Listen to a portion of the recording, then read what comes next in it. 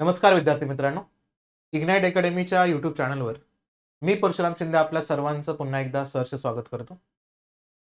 काल 10 नोव्हेंबरला संध्याकाळी 7च्या सुमारास एक महत्त्वपूर्ण असणारी घटना घडताना पाहिलं आपण सर्वांनी. आणि त्या असणाऱ्या घटनेचा संदर्भ म्हणजेच काय की भारताच्या असणाऱ्या राजधानीच्या शहरामध्ये आणि तेही लाल किल्ल्याजवळ जवळपास फक्त 300 मीटरच्या अंतरावरती आपल्याला एका असणाऱ्या एक महत्त्वपूर्ण व्हेकलच्या माध्यमातून याच असणाऱ्या रेड फोर्टच्या समोर जो मेट्रोचा गेट नंबर 1 आहे त्याच्याच समोर आपल्याला या ठिकाणी एक व्हाईट रंगाची असणारी i20 कार या कारला हळुवारपणे त्या ठिकाणी आणताना आणि त्यातून एक ब्लास्ट या ठिकाणी होताना दिसला. आणि जो ब्लास्ट भारताच्या असणाऱ्या इंटरनल सिक्युरिटीलाच प्रश्नचिन्ह उपस्थित करून त्या ठिकाणी दाखवत होता. त्यासोबतच संपूर्ण जगाचं असणारं लक्ष भारतावरती केंद्रित झालेलं आहे. का? कारण मागच्या असणाऱ्या 15 दिवसांच्या अंतर्गत आपल्या भारतामध्ये खूप काही घटना घडलेल्या होत्या. त्याचं इंटरलिंक या असणाऱ्या घटनांसोबत लावण्याचा प्रयत्न होतोय. आणि त्यासोबत अजूनपर्यंत जरी म्हणजे मी आता ज्या वेळेस हा असणारा व्हिडिओ रेकॉर्ड करतोय तिथपर्यंत तरी कोणत्याच असणाऱ्या दहशतवादी किंवा टेररिस्ट ग्रुपनं या असणाऱ्या अटॅकची जबाबदारी घेतलेली नाहीये. आणि भारतानं सुद्धा ऑफिशियली आतापर्यंत क्लिअर केलेला नाहीये की हा असणारा स्फोट जो आहे का तो दहशतवादी स्फोट आहे का, अशा पद्धतीचा मुद्दा आणला नाही. कारण एकदा भारताकडनं हा शब्द जर उच्चारला गेला तर याचे असणारे पॅरामीटर्स खूप वेगळ्या पद्धतीने जगासमोर मांडणं गरजेचं ठरतं. आणि मग त्यानंतर आपल्याला दहशतवादी विरोधी कारवाया करणं हे गरजेचंच होतं आणि आपल्याला ते करणं भाग पडतं. नाईलाजास्तव आपल्याला भारताला ते असणारी पावलं उचलावी लागतात. त्यामुळे संपूर्ण जगाचं लक्ष आपल्या भारताचे असणारे गृहमंत्री काय देतात याकडे आहे. कारण का दिल्ली हा जरी केंद्रशासित प्रदेश असला तरी दिल्लीचं पोलीस प्रशासन हा जो विषय आहे का तो केंद्राच्या नियंत्रणामध्ये आहे. म्हणजे केंद्राचे गृहमंत्री डायरेक्टली दिल्ली पोलिसाच्या अनुषंगाने सगळी जबाबदारी घेत असतात. म्हणजे एक प्रकारे या घटनेची जबाबदारी कोणाला स्वीकारावी लागणार आहे तर आपल्या भारताच्या असणाऱ्या मंत्रालयाला. त्या अनुषंगाने संपूर्ण जगाचं फोकस भारताकडे होतोय. आणि मागच्या 15 दिवसांमध्ये भारतात शेजारी खूप काही घटना घडत आहेत. पण त्यामध्ये आपण गुजरात मधल्या असणाऱ्या सरक्रीक या सरक्रीक मध्ये आपण एक्झरसाइज त्रिशूल स्टार्ट केलं होतं. त्या एक्झरसाइजच्या दरम्यान आपण नोटम जारी केलेला आहे आणि नोटम 2026च्या असणाऱ्या सुरुवातीच्या 2-3 महिन्यापर्यंत दिलेला आहे. म्हणजे एअर फ्लाय बॅन केलेला आहे आपण त्या अंतर्गत त्या एरियामध्ये जिथं पाकिस्तान काय करतोय या ठिकाणी स्वतःची सेना तिथं आणून ठेवण्याचा प्रयत्न करतोय आणि त्या बॉर्डरवरती खूप मोठे असणारे क्लॅशेस तिथे येत आहेत. त्यासोबतच आपल्या असणाऱ्या दुसरा शेजारी ज्याला आपण एक ह्युमॅनिटेरियन अस्पेक्टच्या अनुषंगाने 1971 मध्ये आपण स्वतःहून त्यांना स्वातंत्र्य मिळवून दिलेलं होतं. त्याच ठिकाणी आता इंटरिम गव्हर्नमेंटचे असणारे हेड म्हणजेच मोहम्मद युनुस हे आता सध्या प्रो चायनीज आणि प्रो पाकिस्तानी होत आहेत. आणि त्यांनी आता रिसेंटली पाकिस्तानी असणारा एक जहाज एक अशा पद्धतीचा असणारा नेव्हल त्यांचा मिशन म्हणजे 54 वर्षांच्या ब्रेक नंतर आता त्या ठिकाणी परत एकदा तो या असणाऱ्या बांगलादेशला व्हिजिट करताना दिसतोय. अशा सगळ्या घटनांच्या पार्श्वभूमीवरती तो बांगलादेश कंटिन्युअसली भारताला थ्रेटन देतोय. भारताचा असणारा ईशान्य पूर्वेकडचा असणारा भाग तो आमचा आहे असा क्लेम करतो. मध्यंतरी त्यानं ग्रेटर बांगलादेश या असणाऱ्या नावाच्या अनुषंगाने भरपूर महत्वपूर्ण असणारे बुक्स रिलीज केले आणि त्यानंतर जगाला सांगण्याचा प्रयत्न केला. त्यातल्या त्यात ते चायनाला सांगण्याचा प्रयत्न करतायत की या संपूर्ण एरियाचं जे एक प्रकारे संरक्षणाची जबाबदारी आहे ती आमची आहे असे मुद्दे सांगत असताना एक महत्वपूर्ण घटनांचा असणारा एक संपूर्ण चक्र आपल्याला 10-15 दिवसांमध्ये घडताना दिसला. आणि त्या चक्राच्या प्रिमायसेस मध्ये ही घटना घडली. आता याला बऱ्याच वेळा या ठिकाणी सिलेंडर गॅसचा असणारा बस्ट झाला, ब्लास्ट झाला असं म्हटलं जातं. पण ऍक्च्युअली या पद्धतीचे असणारे मुद्दे खूप वेगळ्या स्वरूपामध्ये येतात. कारण का याच असणाऱ्या घटनेच्या अगोदर सगळ्यात महत्वपूर्ण लिंक येते या कारचा उल्लेख केला तर या असणाऱ्या कारच्या बाबतीमध्ये लक्षात घ्यायचं ही कार विकली गेली, परत विकली गेली त्या ठिकाणी म्हणजे त्याला सोल्ड केलं, रिसोल्ड केलं तरी सुद्धा अजूनही ती कार कोणाच्याच नावावरती रजिस्टर्ड नाहीये. आणि ती कार म्हणजेच कुठली आता बघितलं आपण हिंडाईची असणारी i20 ची असणारी कार. आणि याचं लिंकेज लागते कुठं तर हरियाणाच्या असणाऱ्या फरीदाबाद या ठिकाणच्या असणाऱ्या मॉड्यूलला लिंकेज लावलं जातं. का असं म्हणतो या ठिकाणी? तर याच असणाऱ्या हरियाणाच्या फरीदाबादच्या अंतर्गत एक सगळ्यात महत्वपूर्ण मुद्दा इथं हायलाइट करण्यात आला होता. तो म्हणजेच काय की या असणाऱ्या फरीदाबाद मध्ये मागच्या काही दिवसांमध्ये एक सगळ्यात मोठी कारवाई घडून आली होती.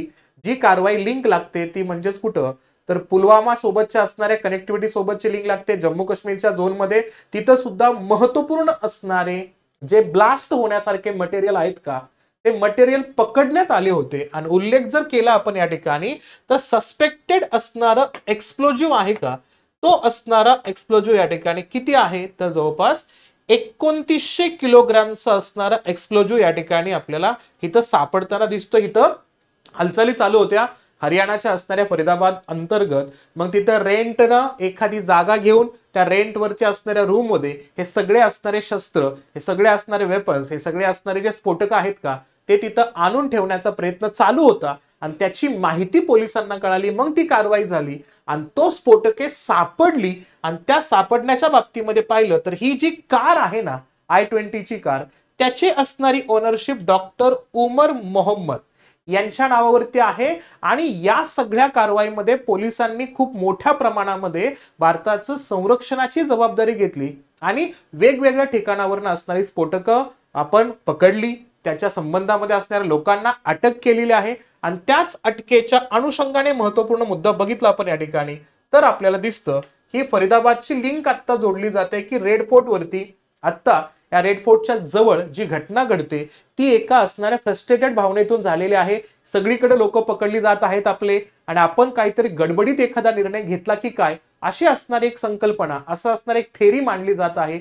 अजून याच्याबद्दल क्लॅरिटी नाही की हा दहशतवादी हल्ला आहे का, किंवा याच्याबद्दलचे असणारे अजून मुद्दे या ठिकाणी क्लिअर दिले नाहीयेत. एक आपण सुजाण नागरिक म्हणून आपणही त्या ठिकाणी योग्य पद्धतीने या माहितीला सर्क्युलेट करणं गरजेचं आहे. का, कारण जेव्हा अशा घटना घडतात त्याचे असणारे परिणाम जागतिक लेवलवरती खूप मोठ्या प्रमाणात असतात, राष्ट्रीय पातळीवरती खूप मोठ्या प्रमाणात असतात. कारण याच्या फेक न्यूज सुद्धा खूप मोठ्या प्रमाणात येत आहेत.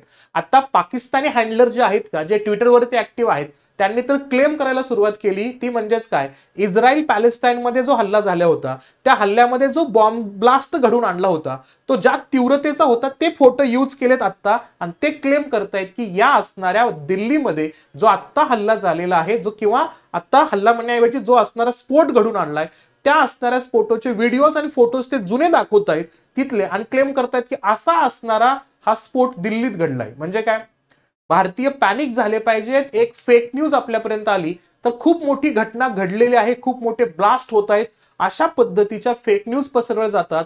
कोणतीच असणारी न्यूज योग्य शहानिशा केल्याशिवाय फॉरवर्ड करू नका. एक भारतीय होण्याच्या नात्यानं आपल्याला या ब्लास्टच्या अनुषंगाने आपलं गृह मंत्रालय, आपलं असणारं संरक्षण मंत्रालय आणि आपला सगळ्यात महत्वाचा मुद्दा म्हणजे काय, आपलं फॉरेन मिनिस्ट्री ज्या पद्धतीने या मुद्द्यांना सामोरं जाईल आणि जेव्हा आपण प्रेस ब्रीफिंग देऊ त्यानंतर जी असणारी क्लिअर माहिती मिळेल आपल्याला, तीच माहिती या ठिकाणी हायलाइट करण्याचा प्रयत्न करायचे. मी जे काही कंटेंट आता दाखवतोय तुम्हाला ते सुद्धा आपले जे काही हायलाइटेड होणारे न्यूज आहेत, न्यूज चॅनल्स आहेत, त्यांच्याच माहितीचा रेफरन्स घेऊन या ठिकाणी हे मुद्दे मी तुमच्या समोर मांडतोय. मग आता काय झालेलं या ठिकाणी, तर ह्युंडाईची असणारी I-20 ची असणारी ही कार या ठिकाणी या असणाऱ्या रेड फोर्टच्या एक्झॅक्टली समोर, जर आपण थोडंसं मॅप मध्ये बघण्याचा प्रयत्न केला तर अजून तुम्हाला इथं समजून येईल. बघा, हा असणारा रेड फोर्ट आहे. या रेड फोर्टच्या समोरची असणारी जी काही मेजर असणारी रहदारी आहे का, या रहदारीच्या समोरच या ठिकाणी आहे. ते म्हणजेच काय, तर इथं आहे मेट्रोचा असणारा गेट नंबर 1 आणि त्याच्या समोरच्या असणाऱ्या ठिकाणी हा असणारा ब्लास्ट झालेला आहे. म्हणजे एक्झॅक्टली इतक्या महत्वपूर्ण असणाऱ्या लोकेशनला, म्हणजे या लाल किल्ल्याच्या ठिकाणी जिथं आपले असणारे पंतप्रधान एक महत्वपूर्ण असणारे भाषण देतात 15 ऑगस्टच्या दिवशी, त्याच असणाऱ्या ठिकाणाच्या समोर exactly heart of the India या ठिकाणी आपल्याला हे खूप महत्वपूर्ण असणारा घटनाला आपण फेस करतोय. आणि इथं बॉम्बस्फोट या ठिकाणी होताना दिसतोय. का आता तो बॉम्बस्फोट आहे का त्याच्यापेक्षा वेगळं काही कारण असेल तो मुद्दा आपल्याला दिसून येईलच, पण ही असणारी घटना या ठिकाणी हायलाइट होते. आणि या असणाऱ्या संदिग्धता का वाढत चालली, ही गाडी कोणाच्याच नावावर रजिस्टर नाहीये. जे व्यक्तीचा ओनर बघतो आपण त्या ठिकाणी, तर ओनरचा उल्लेख केला तर डॉक्टर आहे मोहम्मद उमर, हे या ठिकाणी सस्पेक्टेड आहेत. आणि यांचं जे सस्पेक्शन आहे ना, हे का वाढत चाललं?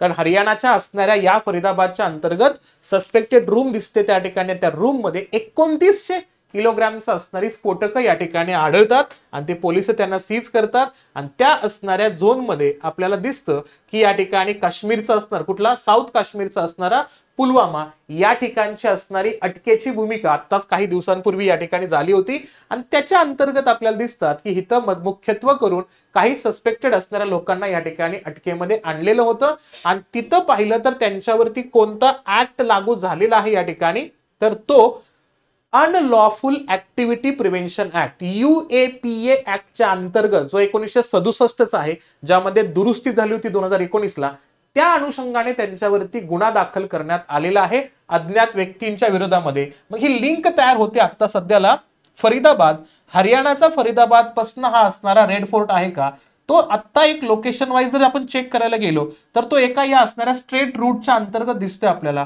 कदाचित ही लिंक आहे का, कारण इथंच 2900 किलोग्रामचे असणारे स्फोटक सापडलेले आहेत, तर ते लिंक सुद्धा शोधण्याचा प्रयत्न या ठिकाणी केला जातोय. ही जेव्हा घटना घडली त्यामध्ये सध्याच्या कंडिशनच्या अंतर्गत पाहिलं तर कन्फर्मली 10 लोकांचे त्या ठिकाणी निधन झालेलं आहे आणि 20 पेक्षा जास्त लोक तिथं आपल्याला जखमी होताना दिसतात. तर त्या घटनेनंतर लगेच आपल्या असणाऱ्या भारताच्या राष्ट्रपतींनी सोबतच असणाऱ्या भारताच्या आपल्या पंतप्रधानांनी या असणाऱ्या घटनेला एक प्रकारे आणि त्या घटनेमध्ये ज्यांचं निधन झालेलं आहे, ज्यांचा मृत्यू झालेला आहे, त्यांना श्रद्धांजली अर्पण करण्याचा असणारा ट्विट या ठिकाणी आपल्याला करताना दिसतात. सोबतच सिंगापूरच्या असणाऱ्या फॉरेन मिनिस्ट्रीनं या अनुषंगाने या असणाऱ्या कारवाईच्या संदर्भामध्ये एक सहानुभूतीपर असणारा ट्विट आपल्याला या ठिकाणी करताना दिसतात. ह्या सगळ्या घटना घडता असतानाच आपल्याला दिसतं की या दिल्ली रेड फोर्टच्या ब्लास्टच्या अंतर्गत पोलिसांनी FIR रजिस्टर जी केलेली आहे ना, ती UAPA ऍक्टच्या अंतर्गत, एक्सप्लोजिव्ह ऍक्टच्या अंतर्गत आणलेला आहे. अनलॉफुल प्रिव्हेन्शन ऍक्टिव्हिटीचा मुद्दा या ठिकाणी येतोय. त्याच्या अनुषंगाने इथं सेक्शन 3 आणि सेक्शन 4 या दोन सेक्शनच्या अनुषंगाने कारवाई करण्याचा प्रयत्न या ठिकाणी होतोय. पण सगळ्यात महत्वपूर्ण मुद्दा, जर म्हणतोय आम्ही, जर या ठिकाणी पाकिस्तानी हस्तक्षेप असला तर नक्कीच भारताला एक अति महत्वपूर्ण असणारा स्टेप घ्यावी लागणार आहे, कारण सध्या सेन्सिटिव्ह असणारा एरिया, कारण आत्ताच्या कंडिशन्स मध्ये बिहार सारख्या राज्यामध्ये इलेक्शनचा दुसरा असणारा फेज आज 11 नोव्हेंबरला आहे.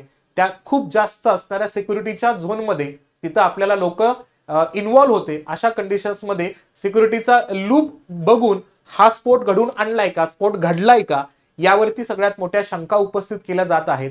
तर ऑपरेशन सिंदूर जो भारतानं कंटिन्युअसली सांगितलेला आहे की तो संपलेला नाहीये, तो ऍक्टिव्हच आहे, त्याची असणारी नेक्स्ट कारवाई होऊ शकते का, असाही प्रश्नचिन्ह या ठिकाणी उपस्थित केला जात आहे. मग आता दिल्ली पोलिसांच्या माध्यमातून ही घटना कळून येईल की कशा पद्धतीने हा संदर्भ या ठिकाणी हायलाइट केला जाणार आहे. फक्त सिंपली एक लक्षात घ्यायचं की आपण या न्यूजला कनेक्टेड असणारी कोणतीही फेक न्यूज आपल्यापर्यंत जरी आली तर त्याची शहानिशा केल्याशिवाय आपण ती असणारी न्यूज पुढे सर्क्युलेट करणार नाहीये. आणि आपण या असणाऱ्या भारताच्या अंतर्गत सुरक्षतेमध्ये झालेल्या गोष्टींचा संदर्भ कशा पद्धतीने येऊ शकतो हा पॉइंट आपण आपल्या UPSC आणि MPSCच्या मेन्सच्या दृष्टिकोनातून वाचणं आणि त्याला कशा पद्धतीने सिक्युअर करणं आणि त्याचे असणारे जे सोल्युशन्स आहेत ते कसे देता येऊ शकतात त्याच्यावरती आपण विचार करणं आवश्यक असणार आहे. सर्वांना सावधतेचा, सुरक्षिततेचा असणारा संदेश इग्नाइटच्या माध्यमातून मी देतोय तुम्हा सर्वांना. त्यामुळं सगळे संरक्षित राहा आणि जर तुम्हाला संशयास्पद असणारी एखादी घटना आपल्या आसपास जरी त्या ठिकाणी दिसून आली तर लगेच आपण पोलिसांकडे या पद्धतीची तक्रार करणं सुद्धा अपेक्षित असेल. कारण ही घटना घडल्यापासून मुंबई आणि दिल्ली त्यानंतर महत्वपूर्ण असणाऱ्या Tier 1च्या सिटीज या सगळ्यांना हाय अलर्ट वरती ठेवलेला आहे. त्या सगळ्यांचा संदर्भ घेऊन आपण या ठिकाणी योग्य पद्धतीने भारताला पुढे नेण्याचा प्रयत्न नक्कीच करूया. कारण भारताच्या विकासामध्ये अशा असणाऱ्या घटनांना अडथळा देऊन आपल्या भारतीयांचं आणि त्यात सुद्धा निष्पाप लोकांचे प्राण या ठिकाणी जात आहेत, या सगळ्यांचाही निषेध आपण या असणाऱ्या अनुषंगाने करूया. बघूया आता फायनल रिपोर्ट काय येतोय आणि त्या रिपोर्टच्या नंतर आपण परत एकदा सविस्तर पद्धतीने या मुद्द्यावरती चर्चा करूया. ठीक आहे, थांबूया इथं. थँक्यू.